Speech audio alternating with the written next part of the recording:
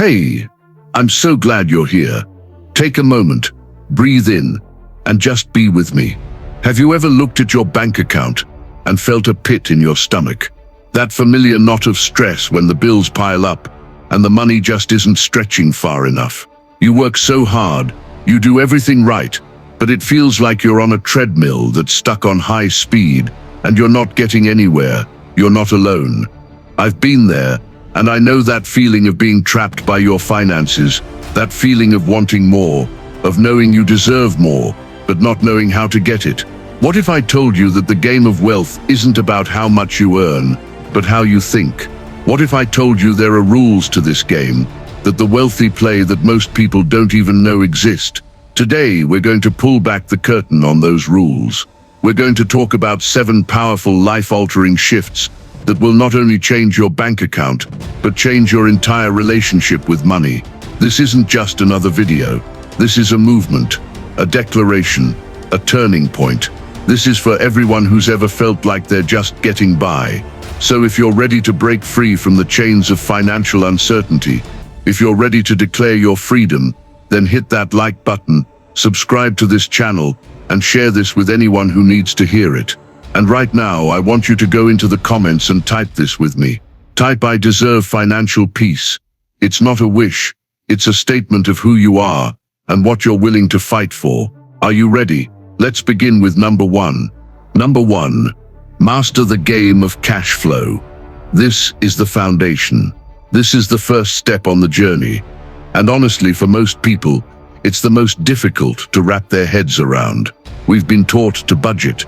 We've been told to cut back on our lattes, to clip coupons, to pinch every penny. And I'm not saying those things are bad, but let me be real with you. That's a scarcity mindset. It's playing defense.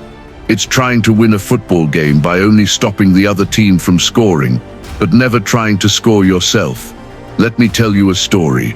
Years ago, I was speaking at a conference, and a young man came up to me, almost in tears. He said, "I make a good salary, over $100,000 a year, but I feel broke. Every month the money comes in, and within days it feels like it just disappears. I have nothing left to save, nothing to invest. I don't get it." I looked at him and said, "It's not about how much you make, it's about how much you keep, and how you move the money you have." He looked at me, completely confused. And this, my friends, is the difference between a budget and cash flow. A budget is a set of limitations. It tells you what you can't do. It says, you can't spend more than $300 on groceries this month. But a cash flow system is a business plan for your life. It's a strategy that says, here is where the money is coming from, and here is where I'm intentionally sending it to produce more money. It's a game of offense. Think about it like this. Your money is an army. Are you a general who sends them out with no plan, hoping they find their way back?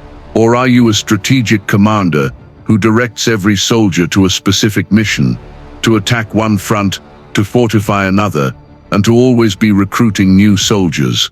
This is what I mean by mastering cash flow. It's not just about tracking expenses, it's about architecting your money's journey. It starts with building multiple income streams. We've been conditioned to rely on one source of income, our job. The famous investor Robert Kiyosaki talks about how the wealthy build their wealth through different sources, not just a single paycheck. What happens if that single source goes away? We saw this happen to millions during the pandemic, but for those with multiple streams from a side hustle, a small business or an investment, the shock was absorbed. The second part of this is to automate and optimize your money movement. This is where the magic happens. Do you have your savings automatically drafted from your paycheck? Do you have a portion of your income automatically transferred to an investment account? Warren Buffett once said, "Do not save what is left after spending, but spend what is left after saving." This simple but profound idea is the core of an automated system. You don't rely on discipline. You rely on a system you built once that works for you forever. It's a digital assistant that never sleeps, never forgets, and never questions your decisions. So I want you to ask yourself a deep question. Do you know where every dollar you earn goes? Not in a general sense, but with intentionality. Are you directing your money, or is it just happening to you? Are you playing defense with your finances, just hoping to get by, or are you building an offensive strategy to win? The reality is, most of us are taught to live paycheck to paycheck, even when our paychecks are large. But the truly wealthy don't operate that way. They treat their personal finances like a business. They know their numbers, they know their profit and loss, they know their assets and liabilities, and they are always focused on increasing their cash flow, not just their income. This is the first step toward financial peace. It's about taking the power back. It's about transforming a source of anxiety into a tool of freedom. It's about understanding that your money is not meant to be a source of stress. It's meant to be a vehicle for your dreams. And it all starts with mastering its flow. And that, my friends, is just the beginning. The journey to financial peace begins with a single conscious choice. You can make that choice today. You can start building your system today. The power is already within you. You just need to unlock it. Number 2, leverage other people's money, OPM. Now this one might sound a little scandalous. Using other people's money? Isn't that what gets people into trouble? Well, yes, it can if you do it wrong. But if you do it right, it's one of the most powerful engines of wealth creation. This is where we separate smart debt from dumb debt. Let me ask you a question. When you think about debt, what's the first feeling that comes to mind? Is it fear, anxiety, stress? For most people, debt is a dirty word, a sign of financial failure. We've been taught to avoid it at all costs, to pay off our mortgage as quickly as possible, to never have a credit card balance. And while living debt-free for depreciating assets is smart, completely avoiding debt means you're missing out on a massive opportunity. The wealthy understand something fundamental. Not all debt is created equal. There's a massive difference between borrowing money to buy a new car that loses half its value the second you drive it off the lot, and borrowing money to buy a rental property that generates cash flow and appreciates in value over time. One is a liability, the other is an asset. Think about it this way. Dumb debt is when you use borrowed money to buy things that take money out of your pocket. That new television, that expensive vacation you can't afford, those are liabilities, they're dead ends. Smart debt, on the other hand, is when you use borrowed money to acquire assets that put money into your pocket. This is the foundation of building a real estate empire or a successful business. Andrew Carnegie, one of the richest men in history, didn't build his steel empire with only his own money. He leveraged capital from investors, from banks. He used OPM. John D. Rockefeller did the same with Standard Oil. They understood that using other people's money allows you to grow at a speed that would be impossible with just your own. A real-life example I've seen countless times is the aspiring real estate investor. They might have $50,000 saved up. The dumb approach is to buy a car or keep it in a low-interest savings account. The smart approach? They use that $50,000 as a down payment to secure a loan of $200,000 for a property. The property brings in rent that covers the mortgage and expenses, and a little extra. The bank is lending them the money, but the tenant is the one who's actually paying off the loan. In this scenario, they've turned $50,000 into a $250,000 asset that is building equity and generating income. They've used leverage, so I want you to reconsider your relationship with debt. Are you afraid of it, or are you ready to use it as a tool? Are you ready to see credit not as a means to consume, but as a bridge to acquiring assets? This is a fundamental shift from a consumer mindset to an owner's mindset. It's about understanding that the game isn't about how much money you have right now, but about your ability to control and direct capital, regardless of where it comes from. The fear of debt is a limiting belief that keeps people small, but the strategic use of OPM is what allows you to make massive moves. It's what allows you to scale, to build and to create wealth that feels, well, it feels illegal. Think deeply on this. What asset could you acquire with borrowed money that would pay for itself and put money in your pocket? The answer to that question could be the first step toward building the wealth you truly deserve. Number 3, Turn skills into scalable assets. This one is about a massive shift in how you view your time and your talent. For most of our lives, we're taught to trade our time for money. We go to a job, we put in 8 hours, and we get paid for those 8 hours. This is a linear relationship. If you want to earn more, you have to work more hours or get a promotion. But there's a hard limit to this. There are only so many hours in a day, and your energy is finite. This model is a trap. It's a hustle that can lead to burnout, not wealth. I want you to imagine a different kind of relationship with your skills. What if you could build something once, something that leverages your expertise and have it earn you money while you sleep, while you're on vacation, or while you're working on your next big idea? This is the concept of turning your skills into scalable assets. Think about a baker. The traditional path is to open a bakery. The baker makes bread, sells it, and earns a living. Their income is directly tied to how many loaves they can physically bake and sell. Now imagine a different path. The baker creates a high-quality online course, teaching people how to bake the perfect sourdough. They film the videos once, write the recipes once, and set up a website to sell it. Now, instead of earning money one loaf at a time, they can sell that course to thousands of people worldwide. 24 hours a day, 7 days a week. The baker's skill has been transformed from a time-intensive service into a digital income machine. This is what I mean by create once, earn forever. The legendary investor Benjamin Graham, a mentor to Warren Buffett, once said, "The most important quality for an investor is temperament, not intellect." While he was talking about stocks, the principle applies here too. The temperament to see your knowledge not as something you sell by the hour, but as a blueprint you can productize, is what separates those who build sustainable wealth from those who stay stuck in the time for money grind. What unique knowledge do you possess? What is the one thing your friends and family always come to you for advice about? Do you have a knack for organizing, a talent for writing, or an expertise in a niche field? Whatever it is, that skill is an untapped asset. You can productize it by creating an ebook, a workshop, a digital template, or even a small piece of software.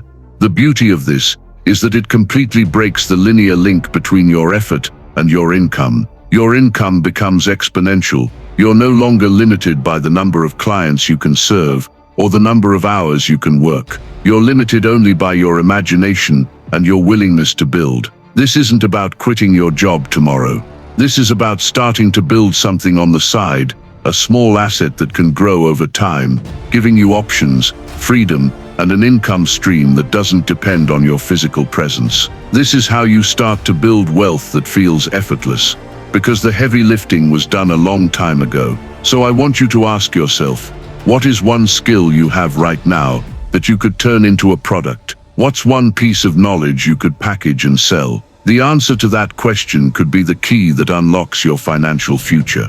The first step is to simply believe that your knowledge is not just something you have, it's something you can build. Number 4, play the tax game like the wealthy do.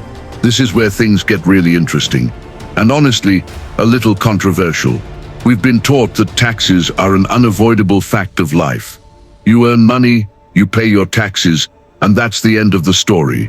But I'm here to tell you that the wealthiest people in the world operate by a completely different set of rules, and they're all perfectly legal. Think about it. We've all seen the headlines about billionaires paying almost nothing in income tax. It feels unfair, doesn't it? Like they're getting away with something. But the truth is, they're not cheating the system, they're simply playing a different game. They've learned the rules, and they're using them to their full advantage. Let me tell you a story about two friends, John and Mark. John is a doctor who earns a fantastic salary, let's say $300,000 a year. He works long hours, pays his taxes from his paycheck, and feels good about his contribution. Mark, on the other hand, owns a successful small business. He also earns about $300,000, but he doesn't take it all as a salary. Instead, he reinvests a significant portion back into his business.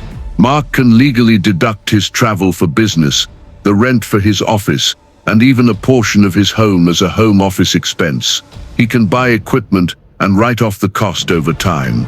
At the end of the year, Mark's taxable income is a fraction of John's, even though they earned the same amount.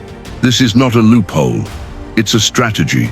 It's about using business structures that protect and grow wealth. The biggest difference between an employee and a business owner, from a tax perspective, is that an employee earns money and then pays taxes, while a business owner earns money, pays expenses, and then pays taxes on what's left. It's the difference between being a consumer of the tax code and being a player within it. The wealthy understand that the tax code is filled with incentives for people who create jobs, build businesses, and provide housing. The government wants people to take these risks, so it rewards them with legal deductions and tax shelters. This is how the rich pay less tax, not because they're hiding money in offshore accounts, though some do, but because their income is often derived from assets and businesses, not just a paycheck. So I want you to ask yourself a hard question. Are you content with being a passive taxpayer, or are you ready to become a strategic one?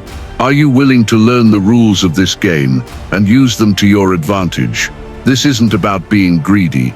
It's about being smart. It's about taking the money you earn and making sure more of it stays in your pocket so you can reinvest it, build on it, and create a legacy. This is a powerful and freeing realization.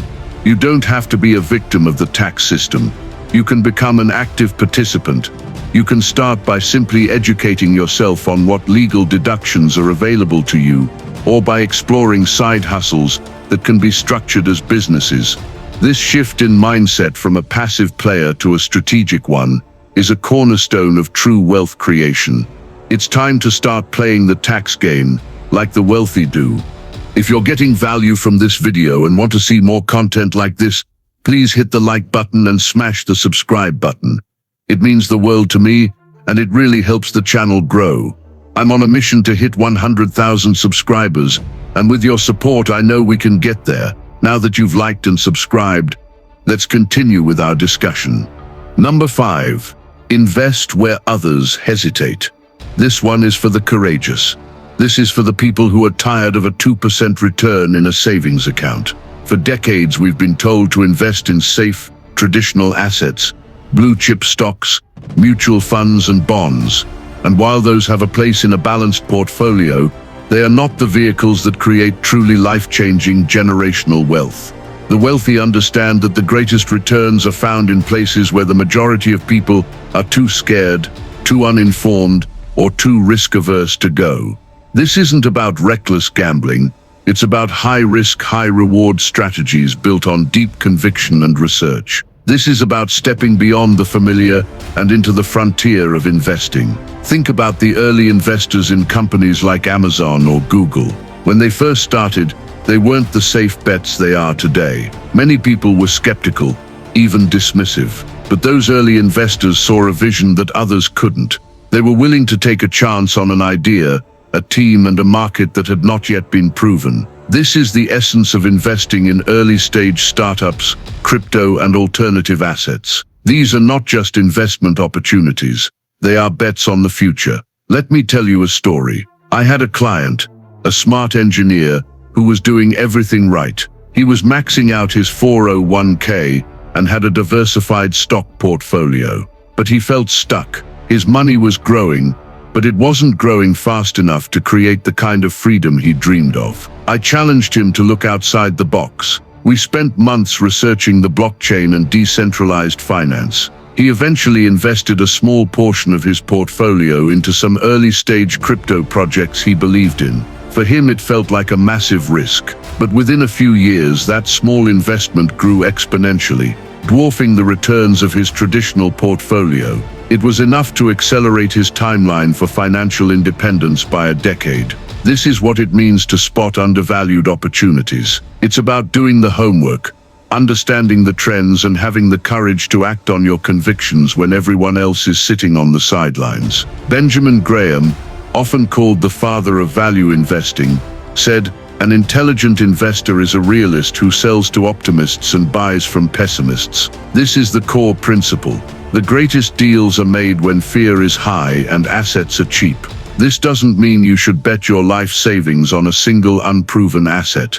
The key is to start small. Allocate a small percentage of your investment portfolio, 5% or 10%, to these alternative high-growth opportunities. Think of it as your venture capital fund. This small, calculated risk could be the catalyst that transforms your financial trajectory. So I want you to ask yourself, where are you comfortable? Are you investing in the same things as everyone else, hoping for the same results? Or are you willing to do the research, to lean into a little discomfort, and to invest in the future? The truth is, wealth is often built in the space between what is safe and what is possible. It's time to step into that space. Number 6, build a network that prints money. This is the most misunderstood strategy on this list, and arguably the most powerful. For years we've been told that it's what you know that matters. But the truth is, what you know is only as valuable as the people who know you. Your network isn't just a list of contacts. It's an ecosystem of opportunity. It's the relationships you've built, the trust you've earned, and the value you've provided to others. Let me ask you a question. Who is the one person you could call right now who could solve your biggest problem? Not just a friend, but someone who could open a door, make a key introduction, or give you a piece of advice that would save you years of effort. For most people, that person doesn't exist in their life. And that's a massive, invisible liability. The wealthy, on the other hand, build their network with the same deliberate strategy they use to build their investment portfolio. Think about it like this. A stock market investor looks for undervalued companies. A network builder looks for undervalued relationships. They seek out people who are smarter, more experienced, and more connected than they are. They don't just ask for favors, they look for ways to add value first. They introduce people to each other. They share resources, and they become a valuable hub in their own right. I once worked with a young entrepreneur who was struggling to get funding for his business. He had a great idea, but he kept getting rejected by venture capitalists. I told him, the problem isn't your business plan, it's your access.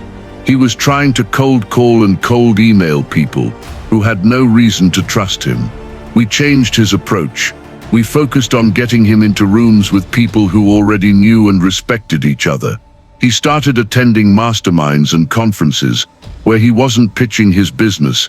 He was simply listening, learning, and building authentic relationships.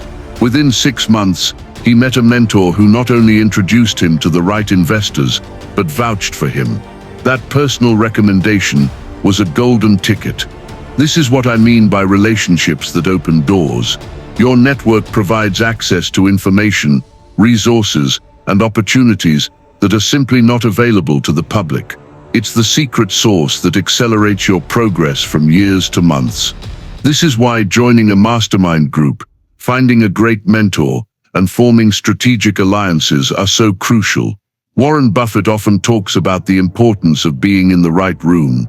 He says, it's better to hang out with people better than you. Pick out associates whose behavior is better than yours, and you'll drift in that direction. Your proximity to successful people will naturally accelerate your own prosperity. You'll start to think like them. You'll adopt their habits, and you'll be exposed to their opportunities. So I want you to ask yourself, who are you surrounding yourself with? Are they lifting you up, or are they holding you back? Are you actively seeking to build a network of people who inspire you and challenge you? This isn't about being transactional. It's about being intentional.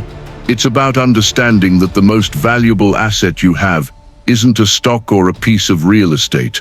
It's the people in your life who believe in your potential and are willing to help you achieve it. Number 7, think like a billionaire, not a millionaire. This is the ultimate mindset shift. This is the difference between achieving a comfortable lifestyle and building a lasting legacy. Most people aspire to be millionaires. They think about having enough money to buy a nice house, drive a luxury car, and never worry about a paycheck again. That's a great goal, but it's often a destination, and when you reach it, the game stops. Billionaires don't think like that. They're not playing for lifestyle. They're playing for impact. I want you to reflect on this for a moment. What does wealth mean to you? Is it a number in a bank account? Is it a collection of things? Or is it something bigger?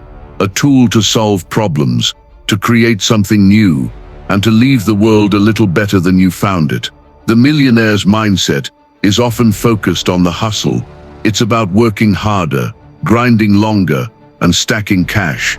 But as we've discussed, there's a limit to what one person can do. The billionaire's mindset is focused on systems. They build companies and platforms that operate without their direct hour-to-hour involvement. They create engines of wealth that run on their own, allowing them to focus on the next big vision. Think about Elon Musk. He's not just running one company. He's building systems at Tesla, SpaceX, and Neuralink. He's not hustling to make an extra $10,000. He's building systems to solve humanity's biggest challenges. This isn't just about money. It's about a long-term vision and a legacy mindset. It's about building things that will last beyond a single lifetime. Andrew Carnegie, who built a massive steel empire, later dedicated his life to philanthropy, establishing libraries and universities across the country. He saw wealth as a responsibility and a tool for impact. So I want you to ask yourself a powerful question. What problem in the world are you uniquely positioned to solve? What is a system you could build, a business, a non-profit, an investment fund that would continue to generate value long after you are gone? This final principle is the culmination of all the others. Mastering cash flow, leveraging OPM and turning skills into assets are the tools. Building a powerful network and playing the tax game are the strategies. But the billionaire mindset is the philosophy that guides every decision. It's the understanding that true wealth isn't just about having money. It's about having the freedom and the resources to build something meaningful. This is not a race. This is a journey. It's about starting small but thinking big. It's about building a financial foundation that is not only strong but is also designed to serve a purpose beyond your own personal desires. You are capable of so much more than you think. You can go from being a consumer to a creator, from a passive player to a master of the game. It all starts with the choice to see yourself not as someone who needs to get by, but as someone who is here to build something great. And if you believe that, then you are already on your way to a wealth so profound, it will feel like a dream.